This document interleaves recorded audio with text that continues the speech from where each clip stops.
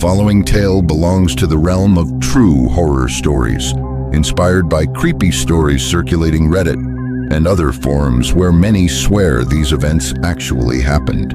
Some details may cause chills and discomfort, especially if you're alone in a room or near an elevator. Have you ever seen a 13 button on an elevator even though the building only has 12 floors?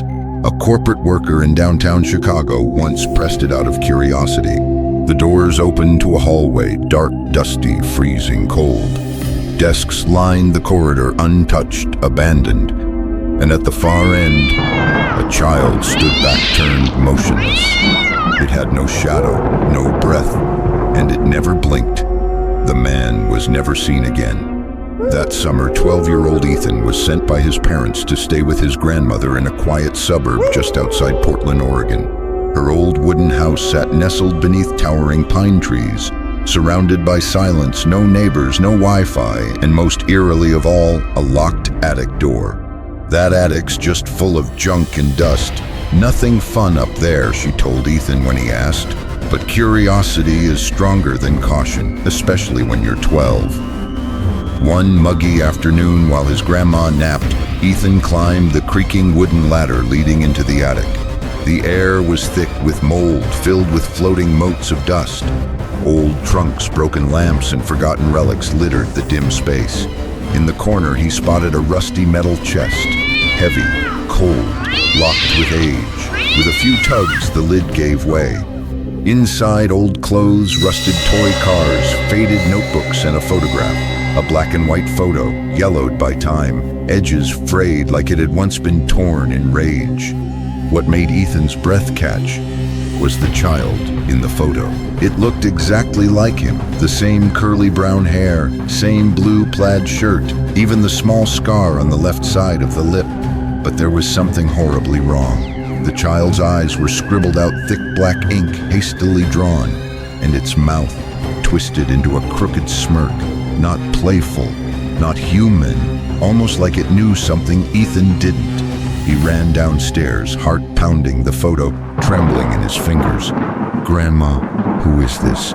She glanced at it, her face turned pale. She said nothing, took the photo slowly, folded it, and whispered, "You shouldn't have gone up there," but that was only the beginning. Ethan started seeing himself in places he had never been. In reflections, in dreams, in the dark. From that night on, Ethan couldn't sleep soundly. At first it was the footsteps, slow, deliberate creaking across the attic floorboards above him, even though his grandmother swore no one had gone up there. Then came the shadows. Once he woke up in the middle of the night and saw a boy standing at the foot of his bed. Curly hair, plaid shirt, that same scar on the lip, but the eyes were still two hollow black streaks. And the smile, that same twisted half smirk. When Ethan asked his grandmother again, she just stared out the window. Some true stories, she muttered, should never be remembered. A few days later, she brought Ethan into the national park that bordered their property, a dense stretch of forest thick with pine shadow and silence. The air carried a sour, earthy scent. The trail was almost invisible beneath fallen leaves. "This is where it happened," she said. "A boy once vanished here. They said a bear took him, but the park ranger said something else, that he followed a copy of himself deeper into the wilderness. A version that looked just like him except for the eyes." Creepy park ranger stories had always fascinated Ethan before, but now they felt too close. Ethan searched the house while his grandmother was away. He had to find that photo again, and he did inside a locked metal box at the bottom of her wardrobe. But now the photo showed two boys, identical, both were him, but one was rotting, the face flaking away as if it had been eaten by time, the eyes still black. But now the ink bled down toward the mouth like it was smirking wider. Ethan grabbed a lighter and ran to the backyard, but the photo wouldn't burn. The edges curled but didn't ignite. The ink bubbled. The face rippled. It wasn't a photo, it was a door. His grandmother told him more wilderness stories about rangers who never returned. One in particular, Ricky Dawson, left behind a notebook, Day 9. "I saw myself standing under the old oak, not a reflection. Me, but the eyes were wrong, hollow, and it smiled, but I didn't. On the last page, hastily scribbled, "If you're reading this, don't ever look in the mirror." That night, Ethan stood brushing his teeth. When he looked up into the bathroom mirror, his reflection wasn't moving. It didn't spit, didn't blink, didn't breathe. Then slowly, it grinned. And in Ethan's head, as clear as thought, I can be anywhere. In the forest, in the photo, in your dreams, inside your face. Hoping to escape, Ethan joined a local youth camping group out in the creepy outdoors. They laughed, roasted marshmallows, told scary true stories. But when one girl took a selfie of the group around the fire, she gasped. "There's someone behind you," she whispered to Ethan. He turned. No one was there. But on the phone in the photo, a pale, smiling version of Ethan stood right behind him, its head slightly tilted, its eyes gone. That night, back home, Ethan scoured stories from Reddit. Under the thread, "Let's not meet someone," wrote, "Ever looked in the mirror too long and felt like the you inside was studying you, waiting. I think it's called the mirror born.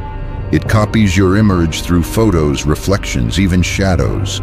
When you believe in it long enough, it becomes more real than you." Ethan began dreaming of things he had never lived, digging holes in the woods, dragging something heavy behind him. Now waking up inside a mirror pounding on the glass. Worse, when he woke up, his fingernails were dirty, his feet muddy. The pillow was soaked in cold sweat. His grandmother finally confessed. "You weren't the first, Ethan," she whispered. "You disappeared years ago, into the forest, into that thing. You came back, but I've always wondered if it was really you." And now she wonders again, because the boy in front of her was beginning to forget things the real Ethan should remember. Just say, "Keep going," and I'll take you deeper into the scary horror stories behind the mirror born, the woods, and the truth about Ethan. The abandoned campground, not on any map. Ethan fled his grandmother's house after another night of seeing himself smile from the mirror. He printed the photo and stuffed it in his backpack, following a vague memory, or maybe a dream, toward an abandoned campground deep inside a national park he'd read about in old creepy park ranger stories on Reddit. There were no clear trails, no signs, but somehow he found it. Cabins collapsing under moss, warning signs scratched out, and boot prints that matched his own. The half-blind ranger, a truth that shouldn't exist. A voice behind him. "You shouldn't be here." Ethan turned. A disheveled park ranger with a bandage over one eye stood behind him. His name was Wells. "I used to log what I saw on Let's Read and Creepy Stories forums," he said. "They banned me. Why? Because what I saw was real, and it didn't want to be known." He told Ethan about the Mirrorborn, a creature that feeds off images, memories, and mirrors. It mimics people, waits for weakness, and replaces them. The cabin beyond time. Wells led Ethan deeper into the wilderness. The air grew colder, the canopy above thick like curtains. Ethan couldn't tell if they were walking for minutes or hours. They stopped at a cabin with no windows. Wells said, "You go in alone. It only shows itself when you're isolated." Inside, hundreds of photos, all of a boy that looked exactly like Ethan, captured in different times, different places, but each with blacked out eyes. In the center of the room stood a cracked mirror. It didn't reflect Ethan anymore. Instead, it showed a twisted, emaciated version, grinning wider than a human face should. The Lost Ranger logs, stories never published. Ethan found notebooks, diaries of missing park rangers. "I heard my voice calling. I followed. I saw myself. Then I saw another me, watching both of us." A torn-out page read, "We are not one. Something always walks beside us, waiting to step in." As Ethan stared at the mirror, his reflection reached toward the glass. Each tap deepened the cracks. Returning home. But who returned? Ethan came back. But nothing was the same. His grandmother didn't recognize him. His room was cleaned out. His reflection didn't return.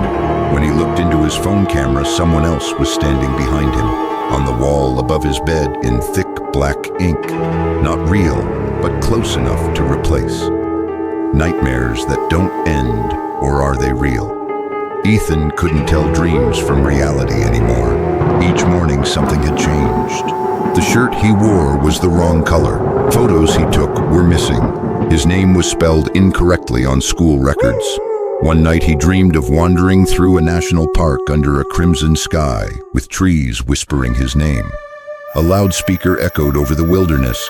Go back to where you belong. You are memory, not matter. He woke up hands muddy, a fresh cut on his wrist, not a dream. Ranger Wells, or what's left of him. Ethan returned to the Scary Woods Stories zone where he last saw Ranger Wells, but the man who stood before him now was barely human, spine twisted, one eye clouded. His voice, however, was chillingly familiar. Don't trust anyone, not even yourself, he croaked. What's in the forest used to be me. Now, it's learning to be you. He handed Ethan an old tape recorder, shaking. Inside are true creepy stories they never published. Listen until the end. You'll know what to do.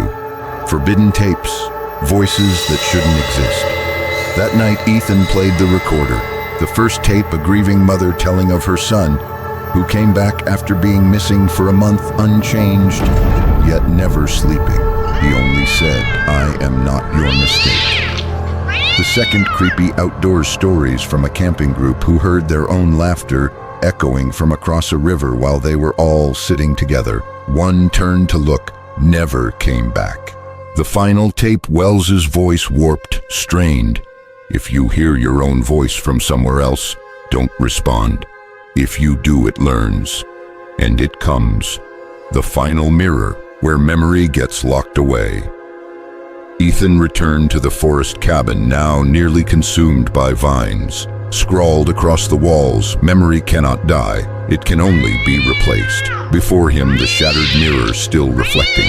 Inside, his mirror double stood, grinning, hollow-eyed. I've waited long enough. Ethan pressed play on the recorder. Wells's voice emerged. To survive, you must forget.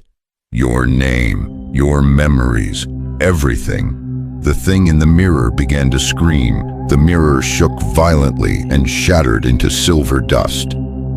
The Sealed Truth and the Black Ridge Project. Ethan wasn't the first to search for the truth. In the ranger's notebook, he found a slip that read, Black Ridge, where everything began. Beneath the earth, beneath reality. He searched across stories from Reddit, especially threads like Let's Not Meet and True Creepy Stories.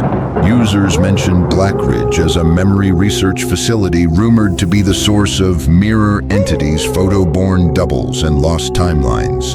The more Ethan read, the more he saw his own name in these entries, as if his story had already been written. Into the Forgetting Forest, the Endless Wilderness.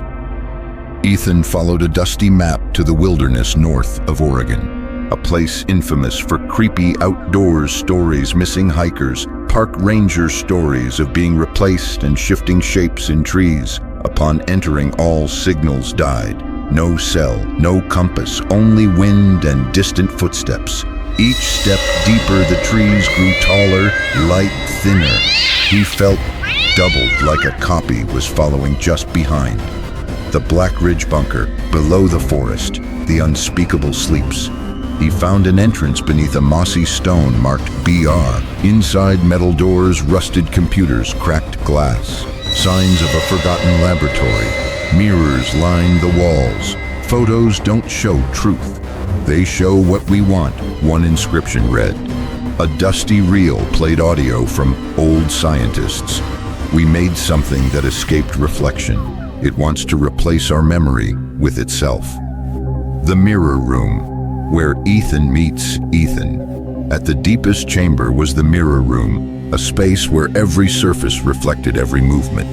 But one figure didn't move. Another Ethan, taller, colder, with the exact same smirk as the one from the attic photo. I'm not your shadow. I'm the part of you you left behind. The glass cracked. Dozens of Ethans emerged crying, screaming, laughing, each representing fractured memory. Last Ranger log, stories never meant to be shared. At the center lay a journal. I'm Ranger Colton. I've seen 37 versions of myself walk this forest. I no longer know if I'm real or one of them. The final page.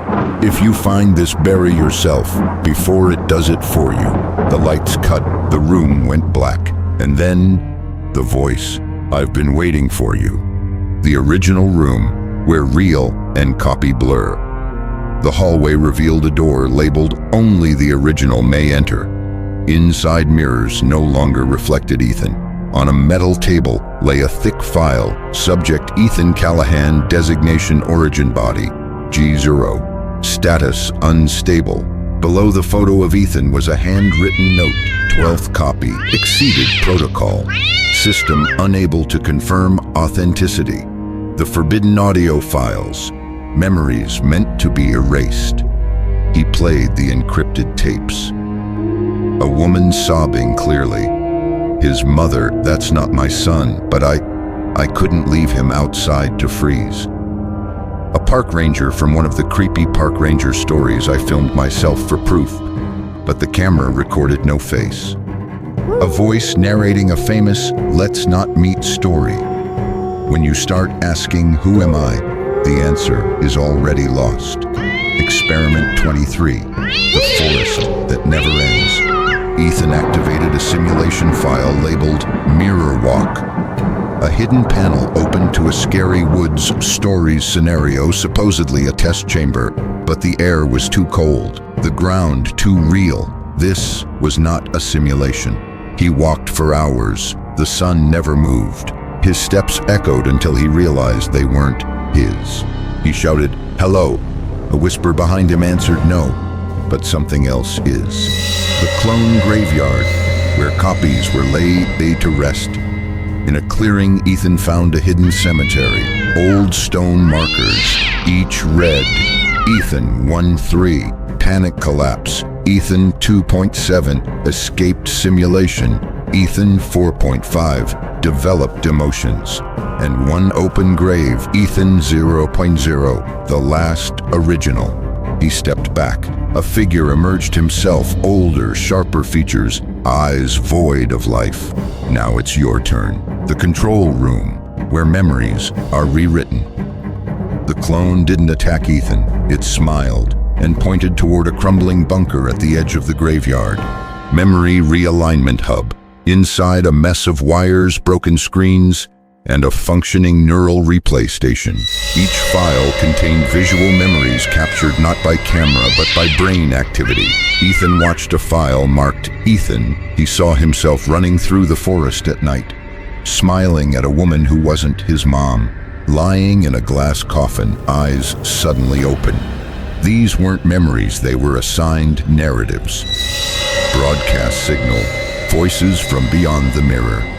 Outside in the middle of the wilderness, Ethan found an old transmission tower. The radio still worked. A static message played looped. If you are real, don't look at your reflection after 3 a.m. It won't be looking back. At that moment, a broken mirror behind him flickered. His reflection moved half a second too early. Survivor of 1974, Park Ranger Leary, trying to escape the forest. Ethan met a frail man with long hair and tattered ranger gear. "I'm Leary," the man said, the only ranger who lived through the 1974 incident. Ethan recalled a post on Reddit's creepy park ranger stories about a man replaced 3 times but who fought back each time. Leary showed him a hidden cave. Scrawled on stone walls, "Every night I hear myself speak from the trees. It says to leave, that it wants to be me again." The 5th floor, off the official map beneath the clone graveyard. Leary led Ethan to an abandoned shaft. This is level 5, the final Black Ridge sector, where the Mirrorborn is real. They descended on ropes. The deeper they went, the colder it got. The floor was littered with shattered mirrors and disabled cameras. At the end of the corridor were a steel vault with triple locks. Painted in red, "Do not open," contains prime reflective entity. A knock came from inside, then a voice. Ethan's own, "I've missed you, Ethan. Let me out." The core chamber, the box. Thinks Leary inserted a rusted key into the first of 3 locks. "You ready?" he asked. "Because after this, you won't even trust your own reflection." Ethan nodded. Inside the final vault was a single black cube on the floor. On its surface, "Do not speak its name, or it will answer." Leary warned, "Something lives inside. It used to be someone, but now it's only memory reflected. Fragmented logs, files never played." On a metal table sat a stack of data drives. Ethan powered up the console. First voice, a young boy. "Every morning I wake up in a slightly different body, but everyone insists I'm still me." Second, a park ranger. "Through my binoculars I saw a group of campers, but 4 of them were me at different ages." Third, a banned stories from Reddit narration. "If you see yourself somewhere you've never been, run. Stay too long and you'll be the one seen." The mirror of memory, every version at once. Next to the black cube, a massive silver mirror shimmered. When Ethan looked into it, he saw every version of himself. One without eyes, one with snow-white hair, one wearing Black Ridge Ranger uniform, one burning from the inside out. They all spoke at once. "We've waited long enough. The world doesn't need truth, just who stays longer." Identity collapse when borders break. Leary tried to pull Ethan back, but the mirror pulled him in. He fell into white nothingness, no sound, no direction. There all Ethans existed at once. Each whispered a different, true, creepy story from lives Ethan never lived. Ethan number 7 woke up in clothes that weren't his. His own clone stood watching nearby. Ethan number 12 found an old family photo. Everyone had their back turned except him. Now Ethan number 1, the original. He stepped forward and asked, "Who's real?" when we all remember the same things. Identity encryption, when "who am I" becomes useless. After the Council of Ethans, one truth became clear. Each version carried a sliver of truth. None were whole. In the misty white space, true horror stories and creepy stories from Reddit echoed not as voices but as fractured memories. A ranger said, "I once watched myself sleep inside the park cabin while I walked outside. Both of me were real until only one remained." Ethan asked, "If all our memories are real, who's the copy?" Silence. Then the mirror cracked again. Inverted forest, where rules die. He was flung out of the void and fell into a warped, scary wood story. Trees growing skyward from clouds, moon cracked in half shadows, walking without owners. One shadow leaned in and whispered, "I'm the version you never remembered. I live in the blanks between thoughts." Ethan ran. The forest, twisted, familiar, creepy outdoor stories from Reddit, now unfolded in physical space, voices calling his name, images of himself hanging from trees, his own eyes staring back from the ground. The transfer gate, trade a soul for existence. Then came Leary, or what was left of him, his body shredded by memory overload, barely holding form. "You can't go back to being you," Leary croaked, "unless someone stays behind." Before them, a circle of fire. At its center, a gateway shimmering unstable. This is where copies pass into reality. For one to walk out, another must remain. Ethan had a choice. Stay forever fragmented in memory, or push the original Ethan out and become him with all consequences. Escaping the mirror loop, running through reflected realities. Ethan stepped toward the gate of fire. Leary stood behind him. Across the flames, his clone. "Who do you think you are?" the clone asked. "You think memories make you real?" Ethan entered. Instantly, he was thrown into a mirror time loop. Every time he ran, he returned to the same spot. In each cycle, fragments of wilderness stories reappeared, distant sirens in the trees. A ranger slumped in a shack, flashlight beams bouncing off eyeless faces. The more he ran, the more he unraveled. "You've become one of those true creepy stories you used to read on Reddit," a voice whispered. "The black archive, where truth was sealed." He dropped into a data vault filled with cassette tapes, journals, and photos from Black Ridge experiments. One photo landed at his feet, the attic photo, but now he stood among three eyeless versions of himself. He played a tape labeled "Do Not Broadcast," excerpt from Creepy Park Ranger Stories. Day 19. We confirm the creatures at the ranger post ignore flashlights but can detect who looked in the mirror that day. A notebook page read, "Copies don't need will, they only need belief. Once they're believed, they are real." The parasitic mirror, when reflections want out. A mirror in the vault flickered.